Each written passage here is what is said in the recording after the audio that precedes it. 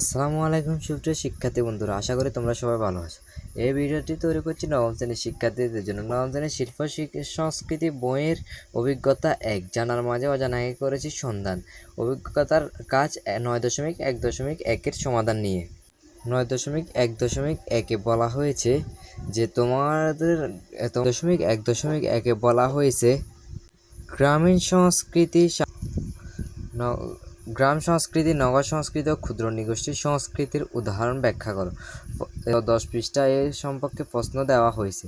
সেই প্রশ্নগুলোর আনসার এখন আমাদের করতে হবে। এই প্রশ্নগুলো আনসার করলে অভিজ্ঞতা প্রশ্ন একের আমরা উত্তর পেয়ে যাব। চলো দেখি এই প্রশ্নগুলোতে কি বলে। কিন্তু ভিডিও দেওয়া হচ্ছে, তোমরা এখান থেকে দেখে নিতে পারো। ঠিক আছে, এই হচ্ছে তোমাদের 10 পৃষ্ঠা যে ছকটা আছে, ছকের সংক্ষিপ্ত উদাহরণ। তোমাদের হচ্ছে ছকটা পূরণ করতে হবে এভাবে করে।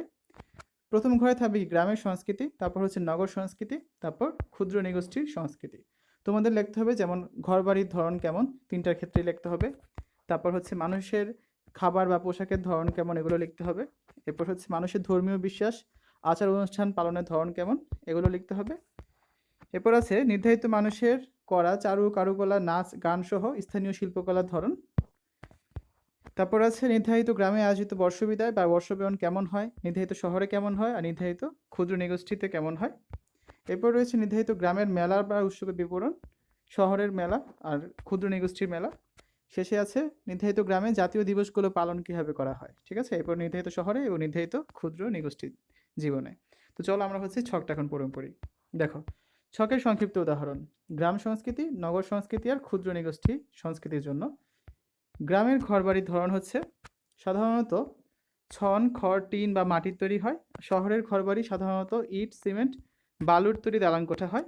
আর ক্ষুদ্র নৃগোষ্ঠী হচ্ছে সাধারণত বাঁশ, কাঠ বা মাটির তৈরি হয়। ঠিক আছে, 2 নম্বর পয়েন্টটা দেখি। গ্রামের মানুষের পোশাকের ধরন সাধারণত শাড়ি, লুঙ্গি, ধুতি ইত্যাদি পরে থাকে। শহরের মানুষ হচ্ছে সাধারণত শার্ট, প্যান্ট, কামিজ ইত্যাদি পরে থাকে। আর ক্ষুদ্র নৃগোষ্ঠীরা সাধারণত তাদের নিজস্ব ধর্মী যে পোশাক সেগুলোই পরে থাকে। 3 নম্বর পার্থক্য দেখি তাদের শিল্পকলার ধরন। গ্রামীণ মানুষদের ক্ষেত্রে হচ্ছে তারা শিল্পকলা অনুরাগী হয়, নাচ গানে তেমন আগ্রহী হয় না। শহরের মানুষদের ক্ষেত্রে তারা শিল্পকলার অনুরাগী হয়, নাচ গানে আগ্রহী হয়। আর ক্ষুদ্র নৃগোষ্ঠীদের বেলায় তারা হচ্ছে নিজস্ব যে শিল্পকলা রয়েছে সেই নাচ গানের অনুষ্ঠান তারা পালন করে থাকে।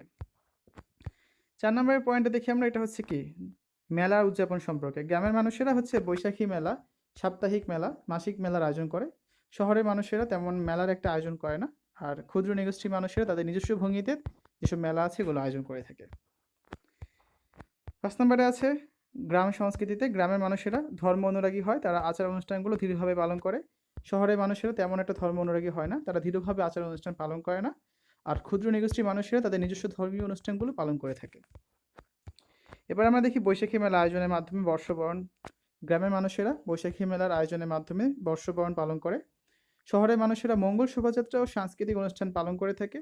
আর ক্ষুদ্র নৃগোষ্ঠীরা বৈশাখী উৎসব পালন করে থাকে। ঠিক আছে, 7 নম্বর বা সর্বশেষ পার্থক্য হচ্ছে গ্রামের মানুষেরা জাতীয় দিবসগুলো তেমন দৃঢ়ভাবে পালন করে না। শহরের মানুষেরা জাতীয় দিবসগুলো খুব দৃঢ়ভাবে পালন করে। আর ক্ষুদ্র নৃগোষ্ঠীর মানুষেরা জাতীয় দিবস পালন করে না বললেই চলে। ঠিক আছে, তো এভাবে করে তোমরা আর কি পার্থক্যগুলো কিন্তু করে ফেলতে পারো, যার মাধ্যমে আমরা ছকটা পূরণ করবো। ততক্ষণে আমরা আলোচনা করলাম নবম শ্রেণীর শিল্প সংস্কৃতি বিষয়ের অধ্যায় 1-এর 10 নং পৃষ্ঠায় যে ছকটা আছে, ছকটা তোমরা কীভাবে সমাধান করবে।